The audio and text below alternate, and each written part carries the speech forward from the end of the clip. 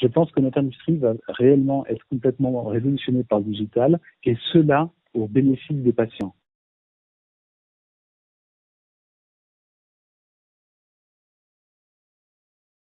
Le digital offre des possibilités infinies dans le secteur pharmaceutique. Il permet de répondre à des besoins précis à un moment exact où les professionnels de santé en ont besoin. Donc en fait, le digital permettra d'avoir l'information souhaitée en fonction du patient, de son profil et des pathologies annexes. Cela permettra également de meilleurs diagnostics, un meilleur choix dans les traitements proposés, un meilleur suivi des patients. C'est ce qui est vraiment de formidable dans cette évolution, c'est que le premier bénéficiaire, ça va être le patient.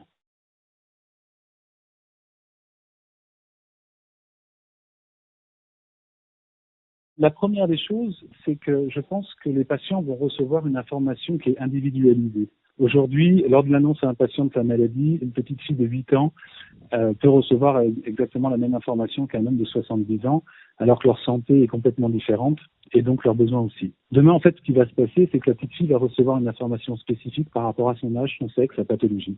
Il y a certaines initiatives qui sont déjà en place. Il y a quelques années, j'avais travaillé sur une maladie chronique où les patients devaient être suivis trimestriellement. Et en fait, ça leur prenait une journée pour aller voir un spécialiste à l'hôpital. Leur journée était découpée en 3 phases, grosso modo. Un test sanguin, une attente des résultats pendant quelques heures, suivi d'une visite d'un spécialiste qui durait généralement 10 minutes.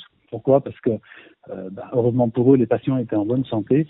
En ayant remarqué ça, qu'est-ce qu'on a fait? On a demandé aux patients de rester chez eux, de prendre des échantillons sanguins, de les envoyer à un laboratoire. Ce laboratoire analysait les échantillons sanguins et devait passer les résultats au médecin. Le médecin, à partir de là, décidait si le patient devait venir ou pas. C'était un confort de vie pour le patient.